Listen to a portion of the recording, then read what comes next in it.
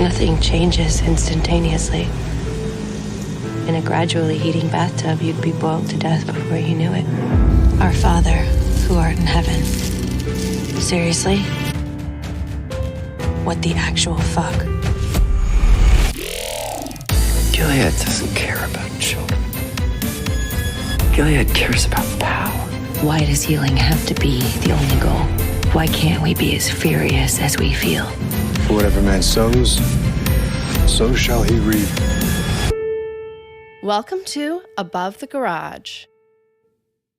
Hi, friends. Welcome to the premiere of season 6 of The Handmaid's Tale. We have been waiting for this for so long, over 2 years, and it's very surreal that it has actually arrived, but we are so psyched. Let's do our round of introductions and dive in. Hi, I'm Helen. Hi, I'm Megan. Hi, I'm Aubrey. Hi, I'm Kimberly. And I'm Kate. All right, so this very last first episode of The Handmaid's Tale is entitled Train, and it's written by Nika Castilla and Bruce Miller, directed by Elizabeth Moss herself, and the cinematographer is Nicola Daly. An entire team composed of incredibly talented people that we also happen to adore. Let's get into it. As per the usual, we kick this episode off exactly where it ended with June and Serena on the train, or pretty much so. It's daytime now, whereas we left them in the dark in season 5. So it's the following day. The first shot is a Handmaid's special aerial of the train traveling over a river with Adam Taylor's moving composition playing over top. Isn't it so pretty? Mm-hmm. It was very nice. It's such a beautiful score. I'm very excited for all of season 6's music. Fun fact, does everybody know that they built this train on set for all the interior shots? Oh, wow. Completely wild to me that they built it for season 5, unbuilt it, and then rebuilt it again for season 6. Yeah. It's so wild. The construction team is crazy incredible.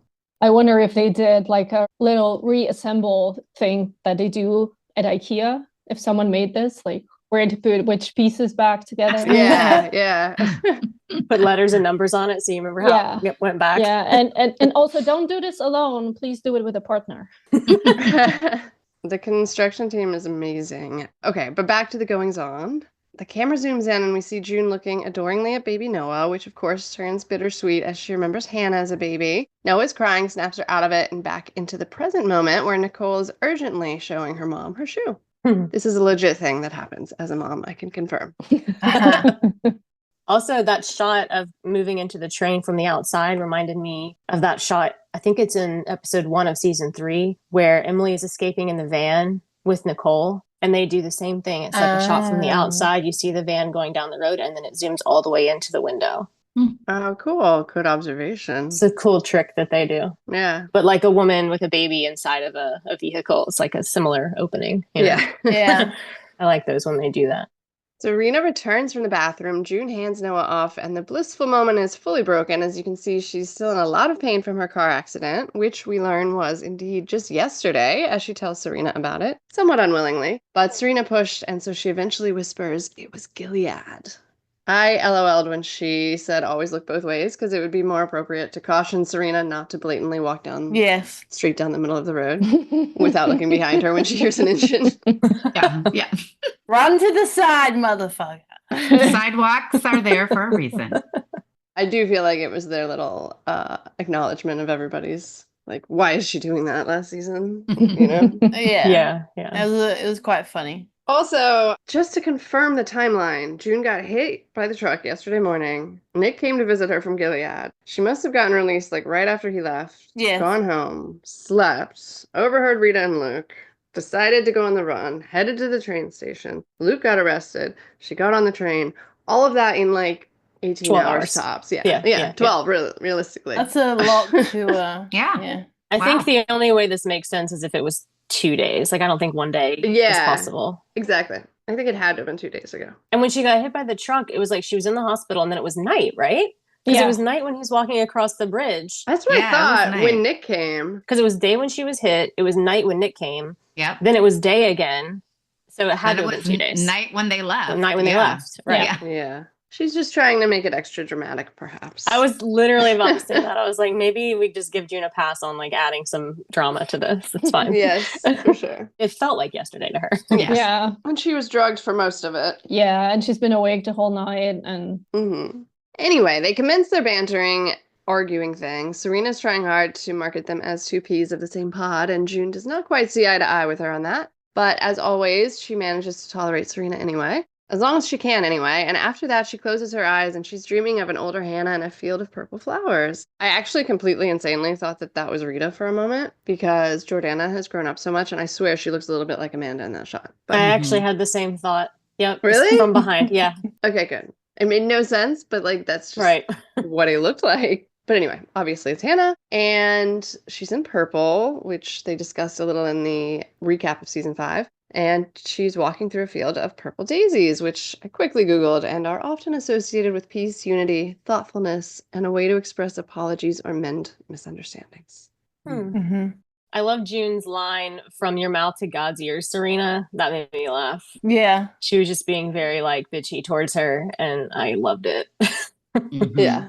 I like that June seems pretty like authentic and real, and Serena seems a little bit different. And I don't mean Yvonne seeming fake. I think Serena is trying so hard to present the opposite of like who she is so that June will like her. Yes. Oh, yes. 100%. A very noticeable dichotomy. Yeah, I think that's what happened for most of this train scene until Serena later breaks her her face. But there you are, Serena. Yeah. I just thought it was very good writing because I feel like that's Serena for most of the time, where she pretends to be like that, and then all of a sudden she comes out and you're like, wait, the mask drops. And it's so sucky, but every time she fools me because I know she's Serena, but the writing and the acting by Yvonne is so good that I feel sorry for her for like a few moments. I know. And then that scene later, I'm like, no, it's fucking Serena. Why am I feeling this way? I hate it. I hate it so bad. I know, especially after like 5 years of it. I know. Right? She always goes back, but she still is. Oh, Yvonne is so good. She can suck us back. She really is. Yeah. You could just tell in the cadence and the tone of her voice that she uses. It's different. Yeah. It's almost that trad wife, like, that soft, like almost, I don't even know. And then when she snaps back, she's just total bitch. Yeah. There's Serena. Yeah. There she is. I kind of wonder if since she's been out of Gilead and in Canada, she's developed like some new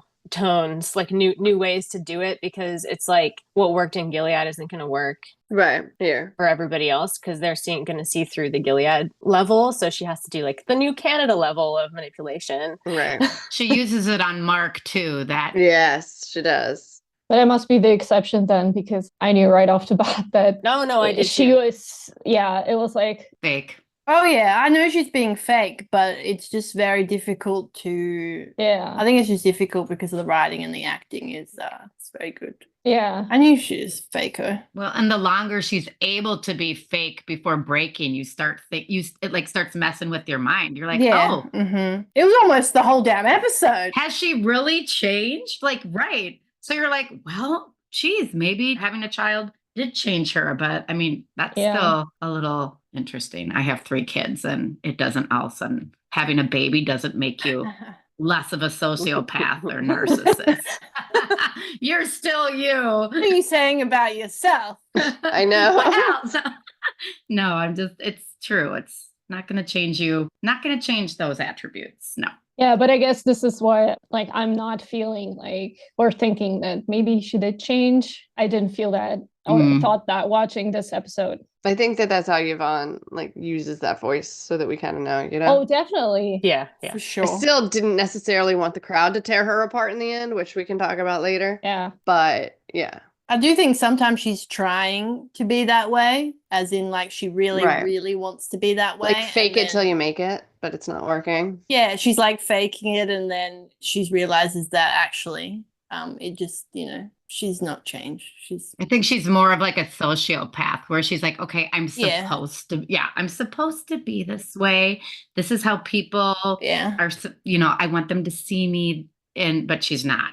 She's just a sociopath. Yeah. She's acting. I think she's acting. Yeah. But I also think that June refusing to forgive her in season 5 may have also leveled this up a bit because she wants that selfishly. Mm-hmm. Like she wants to feel like June is giving her, like she's absolving her a little bit of what she's done. Yeah, a clean slate for their, Yeah, Yeah, Serena does everything for herself. Right. She doesn't want forgiveness because she actually feels bad about it. She wants it so that she can No. feel better. Yeah. Right. June also has some really good eye rolls throughout this scene. I can't remember exactly, but she does a lot of like looking away and like rolling her eyes at Serena's behavior and stuff, which is nice to see because it's like you're still seeing like the sassy June that like gets that Serena's full of shit, not being genuine. Yeah. June wakes up to find Nicole gone from her stroller, and the instinctual panic ensues. God, this poor woman has had her children torn away from her so many times. I don't think she could ever stop reliving that feeling at this point, even if she was in a literal utopia. Luckily, though, she lays eyes on her with Serena and Noah pretty quickly. June collects Nicole and secures her in her stroller before laying into Serena to keep her fucking hands off her kid. And already Serena is saying insane things like, "You think I'm gonna steal your kid?" Which immediately reminded me of Lawrence's line last season. "Do you have an irony deficiency?" Yeah. Genuinely, how can she say words like that and not, I don't know. But it's not even funny. I can't believe she can say those words, period. And then on top of that, Serena stupidly slips in a praise be, the very last thing I would say anywhere ever again if I were her. June tries to escape her at this point, but her injuries won't allow it. I do like, though, that she calls upon what little energy she has left to bat Serena off multiple times. Yeah. Priorities. That's another good moment. It's like a Serena's tactic, as what Megan said. Part of being a psychopath is like this blatant gaslighting, because knowing you're a villain and then telling your victim, "You think I'm a villain," is like literal gaslighting, and Serena does that a lot. So that was like a beautiful example of her being, as Megan said, psychopath. Yeah. I like that they're specifically evoking the Snow White like queen, because there are all these shots of her throughout the show looking down from like windows the way that she does. Yeah. Oh yeah. Yeah. That's right. Serena does kindly bring June a doctor from further up in the train. Alas, that has still not gained Serena enough trust in June's eyes to let her watch her child. But she begrudgingly allows Serena to turn Nicole's stroller towards her so that the doctor can fully focus on treating June. The moment Serena says, "Yes, relax, June, I'm not going anywhere," the doctor gets this look on his face. He seems to realize who they are right then. I don't know if it was her voice or he knew of Serena and June. Yeah. I think it was the name June. He recognized, like, put June, the name, with probably information that he had about her, and then went on, analyzing further, maybe. Yeah. Right. I do too, but then later he asks, like, "How long have you known her?" Exactly. Right. I don't think she is who you think she is.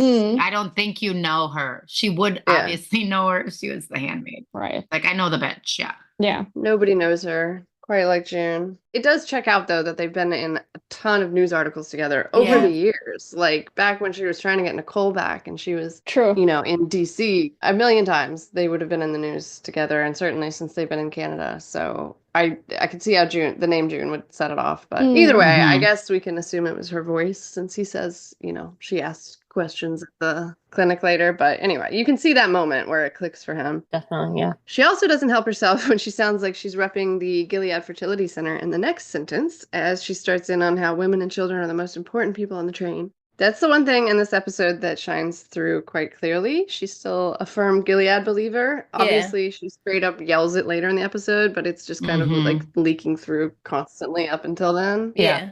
One of the lines that I remember just going back a tiny bit was when they were talking about food, and Serena says something like, "She's afraid that the cupboard is bare." Like, it just made me laugh so much because it was such a Gilead thing to say. Like, right. Yeah, so formal. Yeah, I was like, "Oh, phrasing. the cupboard is bare." Right.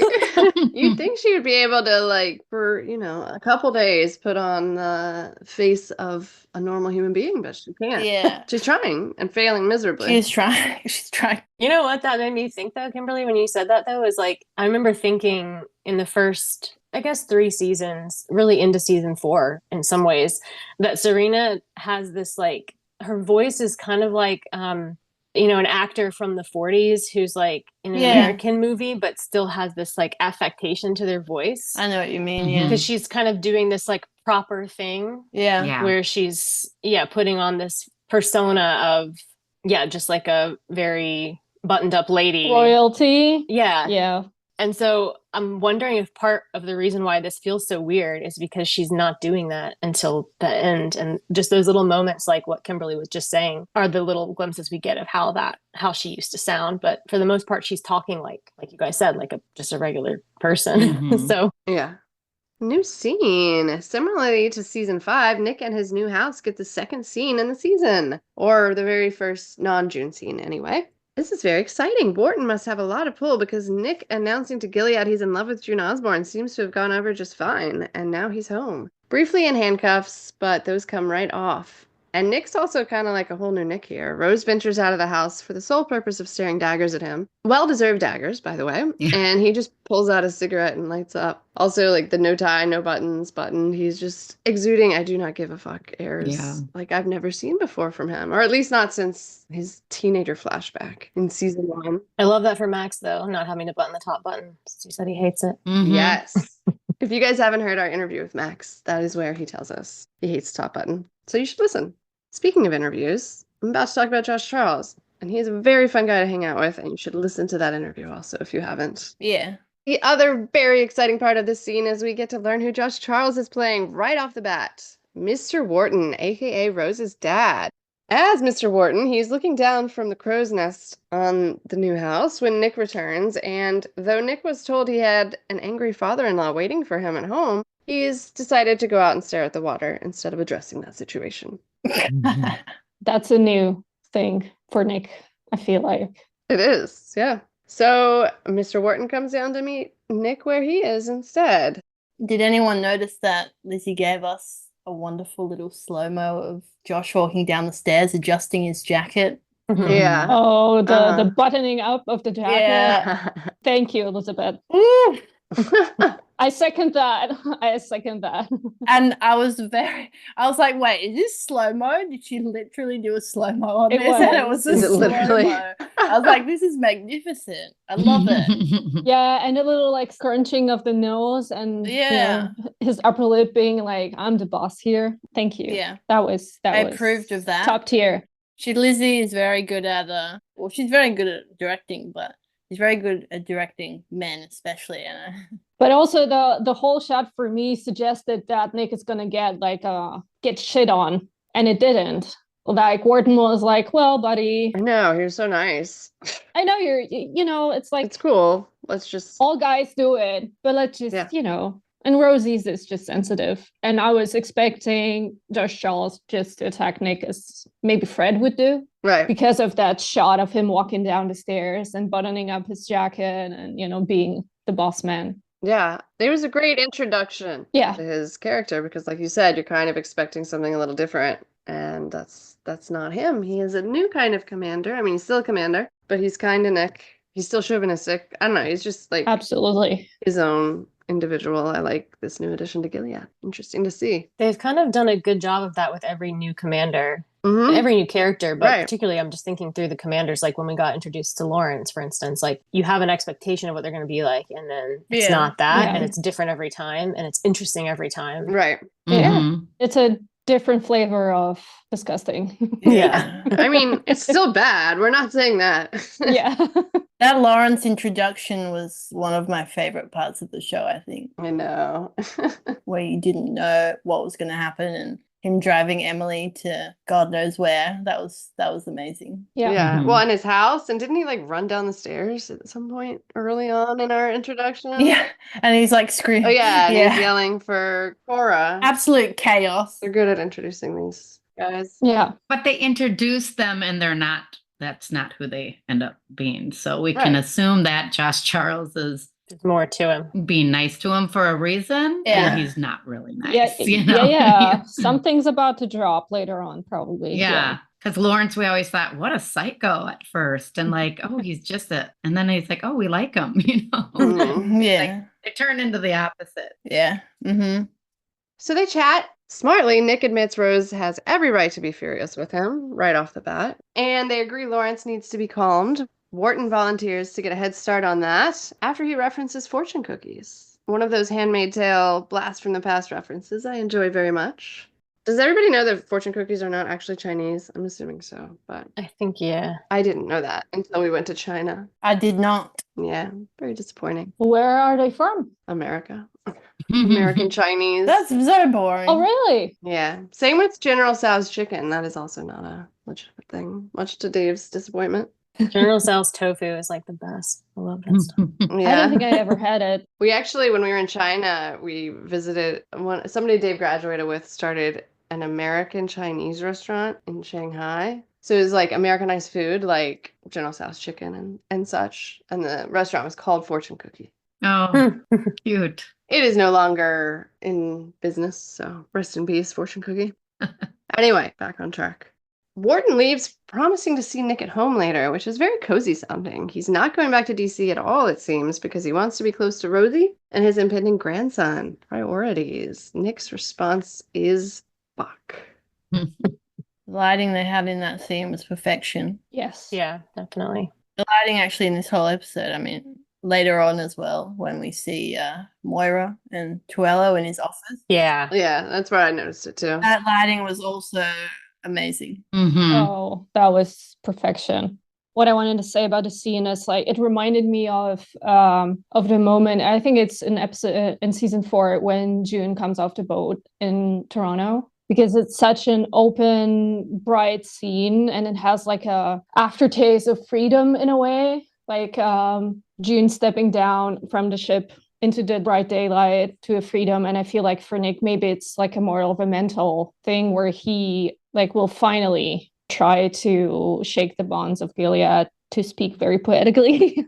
Yeah. It felt very untypical for Nick, because in previous season he's been portrayed a lot in shadows or rooms, and it's like rarely like in the open and by the water, which is also, I think, some positive tone, gives some positive tone to it. Hopefully. Yeah, I like that. I found it a really great scene. Yeah, me too.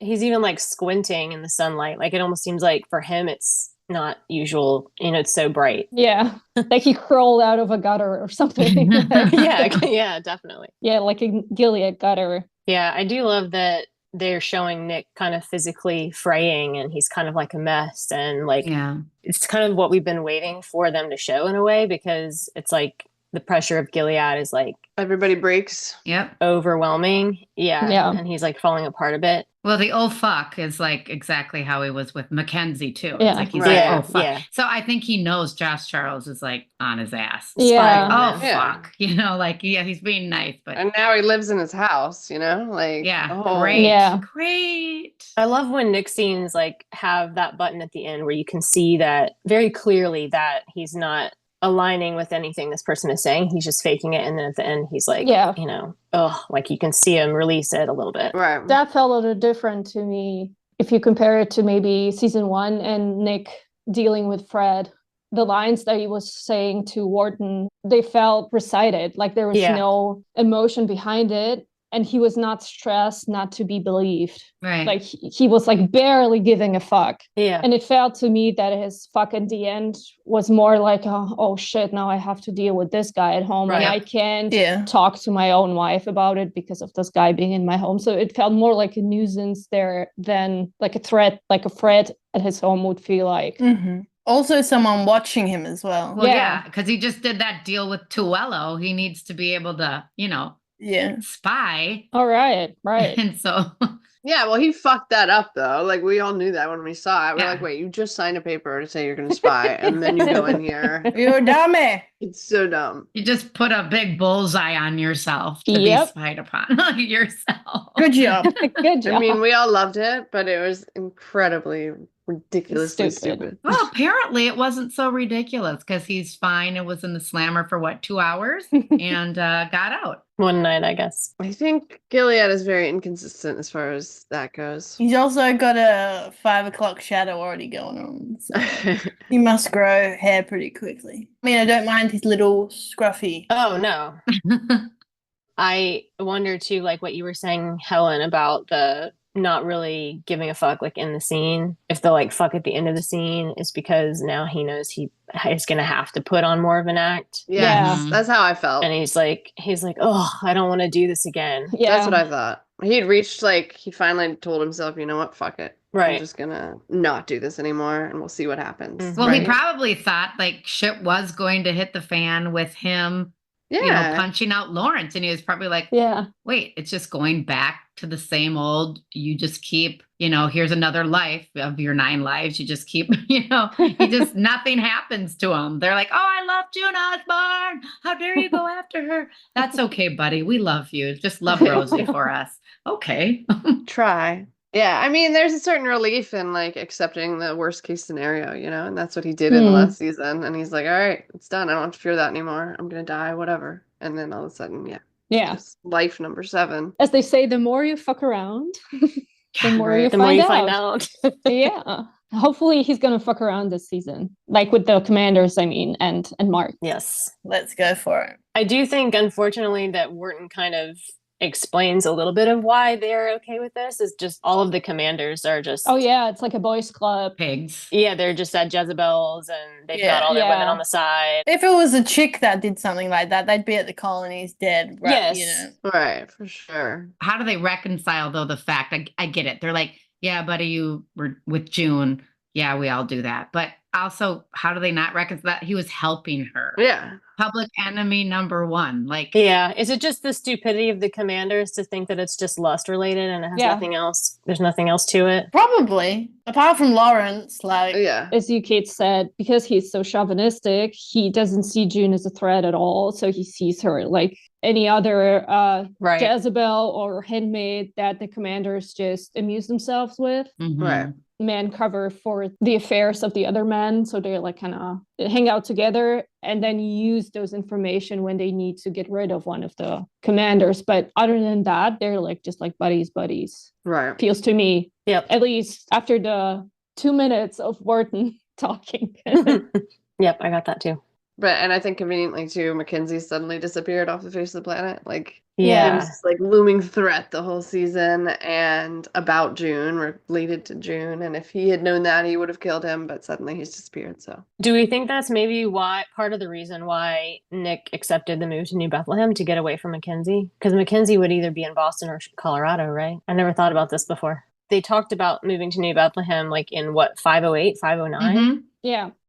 Back on the train, Serena's bossing people around, as she's wont to do, and the women and children now have a cozier space. June's just called Moira about the Luke lockup, and she does grudgingly tell Serena that he's been arrested, which prompts Serena to spew some Gilead talk. God's justice will prevail. Luke will join her in Vancouver. So that's where they're heading, Vancouver. Did anyone feel like Serena was actually remorseful? I almost believed that for a second, like her face. She did look it. I did not. She looked so remorseful about the Luke thing. I don't know. I mean, she looked it, but maybe I think she misses Fred. Maybe, I don't know. It actually seemed genuine. Right. I don't know. Maybe it was just her acting. I'm not This sure. was the scene where I felt like it was a play for a selfish forgiveness that she was trying to get from June. Yeah. I actually did, Kimberly. I also thought that she looked weirdly genuine when she reacted to that. Yeah. I think I'd have to just write it off to her doing a better job of acting like a human, like she's supposed to be doing. Yeah. Being how she ends up in the end. But yeah, she did. I thought looked like she fucking cared. And because I remember thinking, wait, when were their last scenes together? And I think it was just Luke and her when she said all that awful stuff to him in the that center. So I don't think she truly cares about Luke. No. She did kind of look like it, yeah. I think she's learning how to talk to June more, Right. like how to push her buttons and She's trying. ingratiate herself to her, I guess is what I'm trying to say. Yeah. But she fucked up because she forgot about Hannah. Yeah. So it's absolutely wild that she either forgot about Hannah or she genuinely perhaps believes her to be in the family she belongs in now, judging from what she says later in the episode. Right. Yeah. I think I'd go with the latter. But anyway, it was a mistake if she's trying to win June over. I'm sorry I misspoke. Please forgive me. Yeah. That was the moment where I was like, okay, she's doing this like for herself. Yeah. Yeah. That was very Serena or something. Yeah. When Serena says, God would want me to help, I need to after everything. That was the other thing where it was like, she's literally telling you that she needs this for herself. Right. At the beginning of this scene, when Serena is trying to make the space for women and children, it was so subtle, but like I thought that was really well done because it kind of shows like the Gilead, separate the women and children. And it had this like sinister feeling to it. Yeah. Like on the surface, it feels like, oh, she's trying to be kind to them and give them space. But really, it's because she has these ideas about separating women and. And maybe she even feels more comfortable with just being around women and children. Yeah, that's true. It's a good point too. June tells Serena that Moira has heard that they're actually not going to Vancouver any longer, as Vancouver won't let them in. Canada continues to turn on American refugees. Serena is complimentary towards June here, telling her she's an incredibly strong woman with a gift for fighting impossible odds and winning, and that she will bring her family back together. But she wraps it in so much Gilead bullshit that I couldn't even process it as a compliment. It was just too much. It seems neither can June, as she tells her she doesn't want her help. She's just sad she doesn't want to be alone again, and she tells her that. But even with that, she can't accept Serena as her companion, it seems. Or at least she says that while hanging out with Serena. I did chuckle when June said, "We're not together, Serena." Yeah. And earlier, we didn't talk about it, but in a previous train scene when she's like, we're on the run or something, and June's like, it's not that fucking romantic. I know. She goes, why do you try to make it so romantic? Yeah. That's what she does with everybody. She like flirts like in a weird, It's like just manipulation. she's seducing you. Yeah, some manipulation. Yeah. I took that romantic line as to be more like romanticizing the idea of being on the run. Yeah. I think that was right. Yeah. That could be too. I think it works both ways with perhaps also like some fan conversations. Yes. And now we get to see Moira. Moira is pacing back and forth outside Tuello's office. He lets her in, and Moira is desperate about Luke, of course. She's gotten footage from all the neighbors' Ring cameras, and when Tuello says he'll do what he can, she recognizes it for what it is, a platitude that she finds herself saying all the time when she can't help. And then Tuello drops a very sad bomb. America is being de-recognized. He has a map on his desk renaming America Gilead. The renaming of places is uncomfortably familiar to reality. Yes. Yeah. Anyway, Moira realizes this means they're done fighting back officially as America, and Tuello reminds her that there's still a Mayday fighting back. After only a moment's thinking, our old fighting Moira's back. She wants to help Mayday. I know, I'm so excited. Right. So excited. And also, can you imagine Mark like being part of Mayday? Yes. He has I know. like So good. endless information. He has limitless information. Yeah. Yeah. I love him finally realizing that too, that he has this position and he can help, but he can't do it through the legal ways that he's been trying to do it. Yeah. Right. Yeah. And I mean, he's been helping people, but he's gotten blocked so many times with what he really wants to do, I think. Yeah. And this is like such a cool turn for him. I'm really excited about that. Yeah. Mm-hmm. And Moira is going to be like an amazing partner for him to do that. Definitely. Oh, yeah, for sure. Or for both of them to do that. Yeah. I was surprised that Tuello did not know that she was a Jezebel's, though. I would have thought Yeah. That surprised me too, yeah. he'd know a lot more about her background. I guess I assumed because her intake and everything was done by the refugee center and like he wasn't really a part of that he may not have wanted to like dig into people's personal files, like just for privacy reasons. I don't know. I just feel like once he started working with June and trying to manipulate her, and, in the house was Luke and Moira, I would think he would have looked deep into their background because he was trying to manipulate June in season 4. And And Moira was just living with them. Yeah. Right. That would have like upset me though if he had done that without them knowing and just like dug into their personal stuff. So I'm kind of glad he didn't know for that reason because I would have been like annoyed by that. Mm-hmm. He could have asked though. He definitely could have asked them more about themselves. I think that it was intended to just be like a signal that he's only seen this softer, more domestic side of Moira. Right. Yeah. And so when she says she killed a commander, he's like, oh, shit. Yeah. You're a badass. Yeah. He wasn't expecting that. And just again, said it a bit earlier, but that shot of them in front of that window with the natural lighting, with the also with the American flag to Moira's, I think could have been Moira's right, but the screen's left. But it was such an impactful shot too for what it seemingly is going to come from them, with Mayday, and it was just a beautiful. Right. I love that scene. Great. I think someone said it was like they were being like anointed for their like new work that they're going to be doing. I was like, that's cool. I like that. Tuello also looked quite nice. Yeah, all our faves. Back on the train, we're hearing the women's stories, and Serena is just asking to be beaten to a pulp already, attributing every good thing these people have managed through sheer will and strength to God's grace. The former Jezebel employee she's preaching at explains to her that, as far as she's concerned, God is just an excuse for men to use cocks and guns. Amen. Praise be. Yeah. Another woman's daughter is still trapped in Gilead, as is another's, and one said it would be easier if her child was actually gone than trapped in Gilead, to which June strongly disagreed. Serena tries to lump herself in with them with thankfully little detail. She just says everyone's a victim of violence here, before June tells her own story that we know so well. And I'm pretty sure Serena does too, but she acts like she's hearing it for the first time, and she's so sorry. I wasn't sure, hey, if Serena had heard that story or not. Surely she'd know, like, what happens. Generally. Yeah. Yeah, like what's written in the folder and what happens. Yeah. I don't like that she act like she didn't know. Like, she had to have known. I think what Kimberly's saying is she wouldn't have given June the space to tell her real story, like Right. That's true. back in Gilead when she was such a bitch, you know? She wouldn't have sat down and been like, Oh, yeah, for sure. Right. you know? So maybe she doesn't know. What happened to you? Right. Right. And she wouldn't have been allowed to read the folder. I mean, I'm sure she looked at some of it just because, but she wouldn't have been like allowed to read it. So True. Oh, that's true, yeah. But hearing June is absolutely heartbreaking. She says, I didn't run fast enough, which Serena accurately refutes. And then the most heartbreaking, I let her go, when in fact she was ripped out of her arms. But as a mom, that just hits so deep, you know? Mm-hmm. Knowing you will do absolutely anything to protect your child, but sometimes some moms encounter something they simply cannot protect their children from is like the scariest fucking thing. Mm. And Serena it sounds like she's genuinely telling June, I'm so sorry now. Mm-hmm. Which is something, I suppose. But as June points out, does not actually help. yeah. No. Thanks for that. Sorry, not sorry. I made a mental note of that reaction. I wish it helped. Just for myself, just to use it in real life towards people who offer, like useless Right. comfort or whatever. Mm-hmm.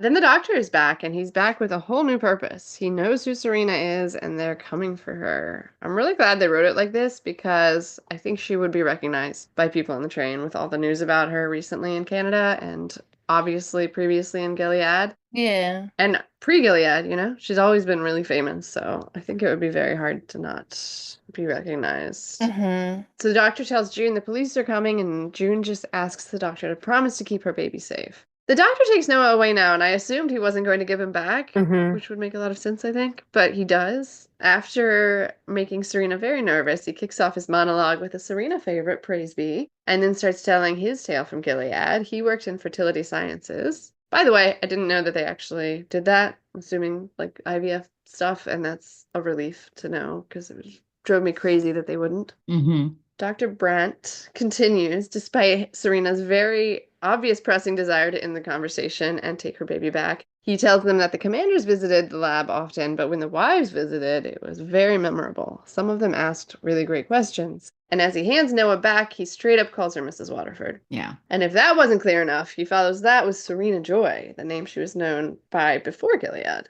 And that's all it takes. The women transform immediately into a furious mob. June tries to calm them and tell them the police are coming. And Serena begs June not to let the police take her because she'll never see Noah again. I love when June's like, be smart, stop being stupid. She's like, yo, read the room, bitch. Yeah.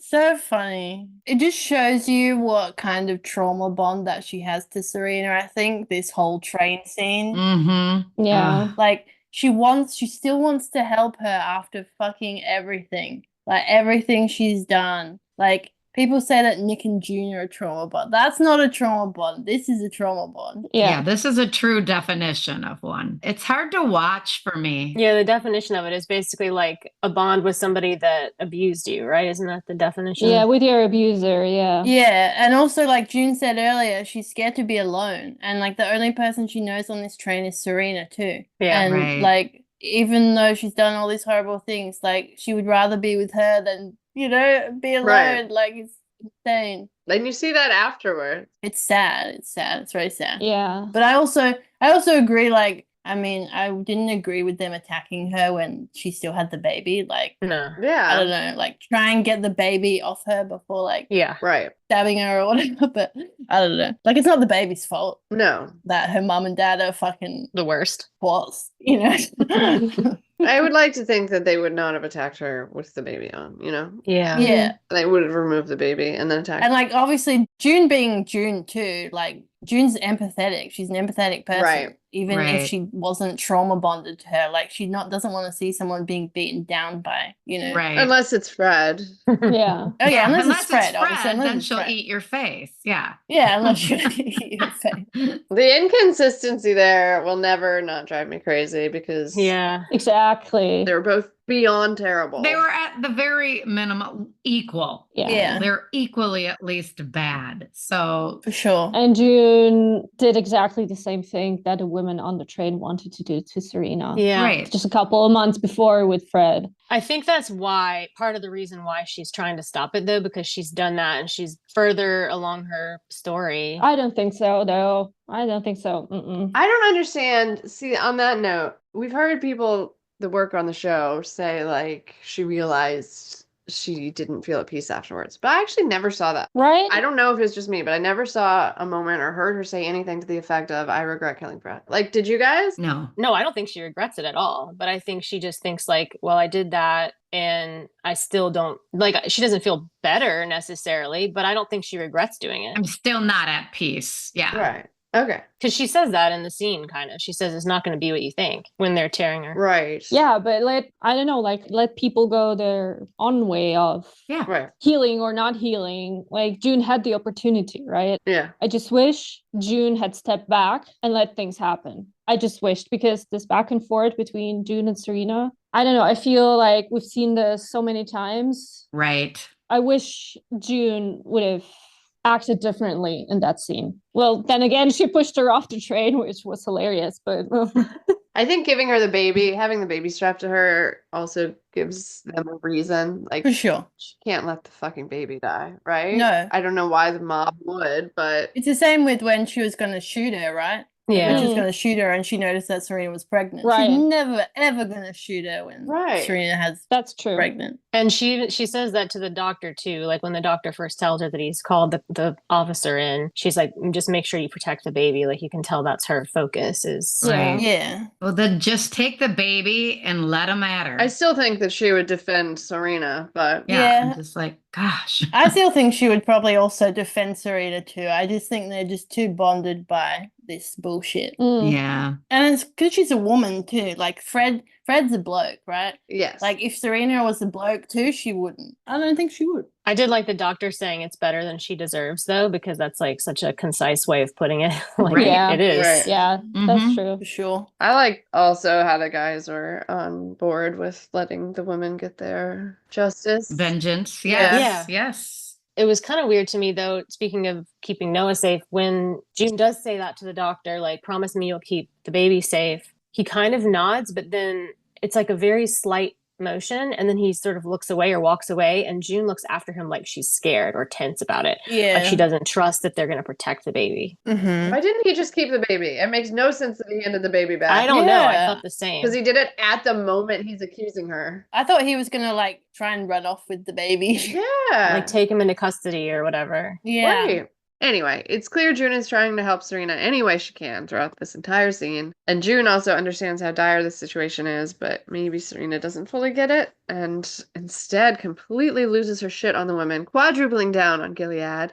Before Gilead, America was full of whores, and then she goes far enough to say that their children weren't taken from her, they were saved. So, like, yeah, of course they're gonna kill you, you fucking idiot. Yeah. And she's saying this in front of June, by the way, which is just like, God, what an awful woman underneath this gorgeous shell. Ugh. Yeah. Yeah. She's very, very brave to just blurt that out in front of Brave. Well, she just can't suppress Serena. She tries. Serena always Serena's. Yeah. Arrogant, maybe? It's Yeah, yeah, that's a better word. She's Arrogant, yeah. Arrogant, Mhm. yeah. that she feels these people are gonna listen to her. But stupid. And just the shot before is June telling how Hannah has been taken, like ripped away from her arms. So it's Right. this exact situation. Serena was like, "Oh, I'm so sorry," just 5 minutes ago. Now she's like, "Well, June, what did you expect? You were a whore, so that's why God saved your child. Yeah. This is actually the worst I've seen Serena in like ever since like season 2 or something, right? I loved it. I loved it so much when she started blurting this out. I loved it. Yeah. And when she was like, God bless America, and the way Yvonne said that and the way she like had her face, it was so good. It was so funny. Yeah. She has no regrets though. No. When Noah was born and June was like, would you change anything or whatever it was, she's like, no. And you're like, okay, because you have your baby. I mean, that's very selfish and fucked up, but whatever. But the fact is, you see in the scene, she fully still believes that Gilead was right to do what it did. Yep. Right. And that's so fucking insane. Yep. Oh man, I can't deal. Anyway, the policeman arrives now and June is relieved. She just wants Serena to survive this train ride. Alas, the policeman is feeling the same way as the doctor. Let her get what she deserves from these women whose lives she destroyed. He explains a little, telling about the son he lost and the wife who died in the colonies. And then he ends it with a blatant lie. You look nothing like Serena Joy. And then he has that evil little expression as he turns away to leave her to her violent death. He had a great expression there. I loved it. Yeah, the little smirk on his face. Yeah. That actor did such a great job there. He did, yeah. Yeah. He really did. And I love the shot, like a little bit from above, so you can see like his brows just like hanging over his eyes, so that look even more menacing. Yeah. I love that shot. Yeah. It was really, really good. I really like how throughout the show they show a lot of examples of people sort of turning the other way or doing something that goes against the law because they see where it's not going to be enough or where it's not going to actually help them. Yeah. And they take it into their own hands in a way that's like the vigilante justice kind of thing that they do in this show well, I think. Yeah. Right. Going back to what Helen was saying earlier, I did write down that I like that the women on the train are so hostile because it shows like maybe how June should feel and it contrasts to what June is actually going through right now, which is the trauma bond and the back and forth and the struggling to have empathy, but also feel something about what was done to her. And these women are like showing this is the response that maybe not that you should have, but that makes sense to have based on everything Serena has done. Right. I mean, they're even telling her this is the response you should have because the one is like, well, she raped you. Yeah. Right. Oh, that was on point. And she doesn't even know how bad she raped her, you know? She doesn't. Yeah. Yeah. Doesn't know a tenth of the things. She's just talking about the ceremony. Yeah. Right. And then they remove the children from the train so they won't see. Things are getting serious now. And June holds Serena's hand as the women move in, horror movie style. Obviously, Lizzie's directing this one. She loves the horror movies, and you can really tell. Eventually, it's getting so scary that June begs for the baby, but Serena will not give Noah to her. June is separated from her and sees the emergency train brake conveniently, so she pulls it and uses the moment of confusion to grab Serena and run through the train, pulling a screaming Nicole behind them in a stroller, which creates another little barrier from the angry mob. Enough to get through the train doors into the little middle section between cars where June tells Serena she has to jump. The train is not stopped, by the way. It's still moving and Serena is terrified, but June keeps telling her she has to jump as the mob pounds on the window, breaking the glass. When they finally get through a hole in the glass and Serena still hasn't jumped, June just shoves her off the train. Baby and all. Down will come baby. Did the train stop and then restart? Yeah. Yeah, because she pulled the red lever. She pulled it. And she like basically derailed the train to save Serena, which was a little, hello, that could have went sideways for you all. Yeah. Oh, for sure. Right. But why did they restart it? Because they realized there wasn't actually an emergency, I guess. Right. How did they ascertain this? Like, that part was confusing to me. I thought if she pulled the brake, it would stop. Possibly that officer on the other side was just like, keep going. Oh, yeah. Radioed in. Right. Yeah. Because he realized what was happening in that car. Yeah. But yeah, it like I kept being tense in the scene because of Lizzie's direction. Even though I don't give a shit about Serena, I was just like, oh, like you felt the tension so well. And oh yeah, yeah, it was great for that. And this is also when I struggle with this as well. Is that I wanted Serena to get away. Like I don't know, I feel really bad saying that. But I did. I really wanted it to get away. I mean, that's what they want you to feel. I think they do, and I think they do a very good job at that. I think that's why a lot of people out there are very confused with Serena's character because they struggle with the writing and the acting and how they're trying to portray her. But obviously, you have to remember that she's Serena. And she's a horrible fucking human being. Never forget. Never forget. Never forget who she is. Never forget. And even though I wanted her to get away, I obviously still think she's a complete, absolute sociopathic that really does need to burn in hell. Right. But it's interesting. It's interesting that I do think and was watching it thinking, okay, I want you to get away here, because that's probably not how I should be feeling. Yeah. I mean, but that's like you said, that's the genius of the directing and the acting and everything to make you feel that about someone that's hurt you over and over again. Like you're feeling June's POV in that moment, I guess. Yeah. And I guess you also a little bit hope that, you know, Serena's going to suffer some more before she gets help again. Yeah. See, that's what I was going to say. I wanted her to get away because it's episode 1. Yeah. But if this was episode 8, very true. I think that maybe it'd be different. Exactly. Yeah, I feel exactly. like you. Yeah. We're like, okay, she can suffer some more. Right. We'll let her off the train, but let's hope we see her actually suffer. Which actually, this reminds me of the most difficult June line of this episode to me was when she said she lost a finger. Like, I can't. I could yeah. not. I could not stomach that. I'm like, a finger is not any type of, she paid with a finger. That is not enough. Like, that's going to balance the scales of justice. It would not even make them move. Crazy. And it was like a little, I'm sorry, but it wasn't even traumatic really to take her finger. They put her under. She just woke up without a finger. They didn't like hack it off with the pliers. And it was just her little finger. Honestly, Fred beating her had to have been worse than that, really. Yeah. I feel like it was when he spanked her. Yeah. Right. But I think that it's good that moment almost was like laughable to me, like in a good way. Like I felt like they were trying to show there how far into this June was, like how not seeing things clearly June was right in that moment. Yeah, sure. Yeah. Definitely. Also, it's completely insane that she just shoved a baby off of a moving train. I feel like that needs to be said. But it does. Anyway, I'm sure he'll be okay because this is TV, but I would be very nervous if it were not. Mm-hmm. Oh, yeah. Well, the bitch wouldn't jump off when it was stopped. Yeah, so, like, I know. what's she going to do? Like, she was like, Serena, like, if you're going to do it, because every second it gets more and more dangerous. Yeah, I was like, what are you doing? Yeah. June should have grabbed the baby and then shoved her off. Yeah. But it was strapped to Serena. I'm glad June didn't take the baby, because then she would have been stuck with the baby. Oh, no. Right. Oh, yeah. 2 babies, that would have been quite difficult. But it looked like, though, that Serena fell like on her back. That was the way she would probably land. So not on Noah, but on her own back. So Let's hope so. Yeah. I guess in a way she's weighing like the odds. If she stays here, they might kill the baby or hurt the baby. I just really have to believe they would just disconnect the fucking baby carrier and then kill her. I think so too. Like, come on. They're moms. Yeah, there was also a shot when Serena was like crouched on the ground where they were like pulling at her clothing. Yeah. And I thought maybe they were trying to disconnect Get the baby. the carrier off. Yeah.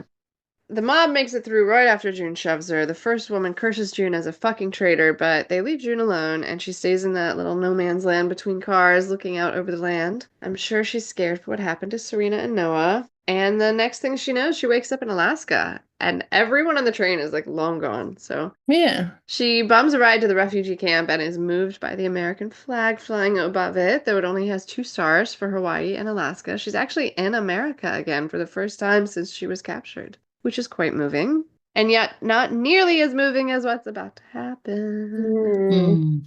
First, they just show her boots walking, and that's enough to know that like someone is at this camp that matters to June, that's going to shock June. And I don't know if everyone is holding their breath at this point, praying it's who we've been wanting her to be reunited with these many years, but I certainly was. I was. As soon as I saw the feet, I immediately thought it's Holly, but then I didn't want to believe it because I'm like, I'm getting my hopes up. Right. And then when you see the stethoscope in the jacket, it was even more exciting because, you know, she was a doctor.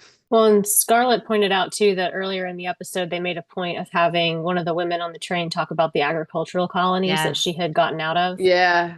So they kind of were setting like a tiny little seed of what was coming. I mean, it wasn't enough to suspect it, but it was like something they put there to remind you of where she was and how she got out, kind of, and why she'd be alive. Yeah, so we last saw June's mom in a video of the colonies, but it wasn't the colonies that we're used to. It was like green and stuff. Yeah. Yeah, there was a tree. I know we've always been hanging on to the fact that there was a tree. So things could live there. And that was like literally all we were hanging on to hope she was alive. But she is alive. Yay. And the music was like very promising. Big moving reunion kind of music. Great job, Adam, as always. I've really missed Adam Taylor's score because when I heard all the music this episode, it just made me happy. Like I was just like, yay, the music's back. Yeah, me too. It gave me goosebumps quite a lot as well. Mm-hmm. Me too. It was great.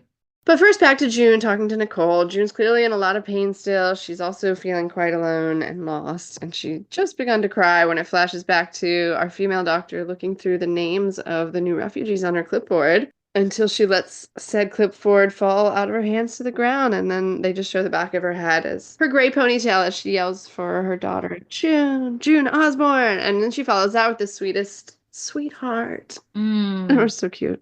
As soon as she dropped the clipboard, the folder that she had, I thought it wasn't emotional enough. I do think it could have been more emotional. That's what I was gonna say. I do too. On June's part, I mean, her mom was more like June, and June's like, like if June could have been like, Mom, or I think she just couldn't believe it. I think she was just in a daze, like shock. Yeah, maybe we'll get some more emotion in the next episode. Right. I mean, it was dramatic. It was beautiful, dramatic. Yeah, I still loved it. Yeah. I still loved it as well. Like, it was a beautiful scene. It was beautiful. Yeah. June is in shock. She stands and starts looking around everywhere, although she certainly already knows who it is. Probably can't believe it. And then finally lays her eyes on her mom for the first time in, I don't know, 7 or 8 years in real life, I guess. Mm-hmm. June quietly says mom, and they start towards each other, finally embracing each other, and I couldn't see anything else through the tears gushing out of my eyes, so you guys can just take it from here. But June is probably like, do I even believe what I'm seeing? Right. Yeah. She's in shock. Right. She thought she was dead. And then she's probably going through her mind going, of course, you would make it, Mom. You know, she's probably just talking to herself like, I knew it. Like, I always had a feeling. It was so nice for June to have a win like that. Like, I just can't imagine how relieving that would feel to have that. Yeah. I would have been interested to see if Serena was with her in that moment. Not in this moment. I don't want that for them because that would have ruined the moment. But I mean, like, let's say Serena was there, like, and her mum, I can just imagine her mum setting her straight, being one of the angry mob trying to tear Serena apart. Yeah, like the conversations that they would have around Serena. Like, I wonder if that'll be discussed in the next episode or not. Oh yeah, maybe. I'm curious about that. I can't wait for the discussions. I can't wait. I think Holly would just like shake the shit out of her and be like, hey, snap out of it. Yeah, snap out of it. That's what I mean, yeah. I would have liked it. You owe nothing to this woman. You owe nothing to Serena Joy except for your fist in her face. I mean, obviously, it's a bit hard to say to someone to obviously snap out of it straight away when she's been through it for so long. Obviously, it's like, don't have anxiety.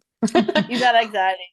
It's definitely like the most perfect ending to a first episode that we could have ever wanted. And it came out of nowhere. Oh, I love it. It was like one of my top episodes, I think, endings. I love the season 3. I love the 4 finale, but for an opening. Yeah. Premiere episode ending. This is it. This is like, wow, to get such a win in the beginning. Yeah. Right. I'm like, I love it. That was really smart of them because it gets you very excited about what's coming. Like, you feel like, wow, there's energy now. Yes, you feel hope for the first time. Yeah. It's been such a dark, very few wins. And to just start the first episode with a huge win. It does. I feel like there's hope. Yeah. It better not crush me. Oh, they will. They will crush you. They'll crush you plenty times along the way. It's just going downhill from there, right? Yeah. Darn it. Oh, for sure. Can't get much better than that, really, can it? No, we should stop watching now. Yeah, that's what I'm like. Stop watching. I mean, that was one of our biggest hopes for the season, though. I know, and back when we were still speculating on discussing, and this June and her mom reuniting was huge on everybody's list. So this is incredible. It's so exciting. Yeah, and she gets to hear, like, because last she saw June was not the June that we know, and it's nice that she can see her again and be proud of her and everything she's done, and she's been fighting finally. Yeah, it's just great. Also, Holly, I hope Holly Jr. and Holly Sr. Oh yeah. Yes. I guess I did love the ending and how surprising it was, and I love the scene where you can see like June being all alone again with a baby, and again, no support. Yeah, and Yeah, she's really trying to start over in a new place and doesn't know anyone. And Yeah, you could see that in her face. She was really sad. Her face said, again, like, I have to do this again. Right. Like, I love the ending, but I didn't love like the whole episode. I felt we could have had a little bit less of the train. Yeah. The ending was beautiful, but the whole episode was okay, I guess. I'm with you on that. I feel like there was so much train and it was so much Stockholm syndrome. I was just uncomfortable. I found myself just annoyed with June, like, stop. Yeah. Stop defending this woman. So, and that was a lot. And then thankfully we did get a reprieve. Yeah. I'm glad they ended it with that, because if not, I would have been like, I do not know what direction this season is going. Yeah. Yeah. I guess it felt a little bit claustrophobic for me also, like being in this train so much. Yeah. Yeah. So that was what I felt probably. I will say the opposite. I very much enjoyed this episode from start to finish. I actually enjoyed very much the train scene. Yeah, I actually liked quite a bit. Even the like back and forth with June and Serena, I liked most of it quite a bit. Yeah, and I think that fans that were scared of the direction of the season will be happy that they were split up so quickly, you know? Yeah. For sure. Yeah, absolutely. That's true, definitely. I mean, they didn't have to be split up in episode 1, but they did, and she got to push her off the train. It was not the way that you wanted her to push her off the train. Not for the reason you wanted her to push off the train. But hey, it was one of the things we wanted. Her pushed off that train, and it happened. Yeah. But it's another box checks. We have 2 things that we wanted to happen. And they like to do that in different ways. Oh, one thing I didn't like about the episode, I will say, there was no Lauren. I know. There was no Aunt Lydia. There was no Janine. They're saving them. You know, well, I'm guessing we might see them in the next episode, but Yeah. I was wondering if they were going to pop up. Yeah. They definitely could have broken up the train with some other characters here in the first episode. Yeah. I guess that's probably what I struggled with, is that the takes were long. Like there were like scenes that were multiple minutes. They were very long, yeah. No questions asked. It was beautifully shot and it was beautifully acted. Yeah, for sure. And I enjoyed a lot of the moments, but maybe I was kind of worn down by the long takes on the train. Maybe that's what I'm trying to say. Yeah. Well, and I think the first scene was like, series of scenes on the train was like 15 or 20 minutes long. So I started thinking, is the entire episode going to be on the train? Yeah. A bottle episode, right? I thought that too, actually. Unless that was what they wanted it to do. Like they wanted to drop you on that train for multiple hours and just feel trapped. Yeah, tension and the exhaustion and the tension and the claustrophobia. Yeah. Yeah, that's true. I did like that they made it clear that Serena will always Serena. Yeah, me too. Right off the bat. This is authentically Serena. It's who she's always been. She's not changing. Like, I was very afraid that that's the direction they were going, with some like redemption arc, that she would be changed, that she had her child, and that now she's aware of other people's feelings. And I'm like, no, that's just not Serena. So I was happy to see that didn't happen, even though it felt like it was going to happen until it didn't, because June was so into her Stockholm syndrome, defending her. And right. And honestly, it makes the explosion where she's like, you're all whores or whatever. Yes. Like when she's like, you all deserve what you get in the train. It makes that even more impactful. The fact that she actually does know, because she says things to June to try to like bait her about like, oh, I'm so sorry. So she knows that it's not like she's completely ignorant about it. Right. She knows that it's like that's how people feel and that it's wrong, but she still just doesn't care. Yeah. So I like that contrast, because they show her being so like in quotes compassionate seeming, and then they reveal like here's who she really is. Yeah, I enjoyed that. I think also the moment when I wanted like literally slap Serena was when she said she left Gilead because she wanted freedom for her son. Yeah, that was annoying. And I was like, but you want Gilead. Like on the train, you're creating Gilead. You're, throwing out the men and leaving the women with the children. Like even on the train, you're preaching Gilead word. So why would you want to take your son out of it? Right. She's aware of how bad it is. Yeah, exactly. Because she wants her specific kind of Gilead for her son. Yeah, exactly. Yeah. All right, I think that's a wrap on our discussion of season 6, episode 1 of The Handmaid's Tale. Come back right away. Our next discussion of episode 2 is already out as well, so we hope you enjoy that. And then 3 Next week, we will come out with episode 4 and weekly from that point on. Thanks for listening. Bye.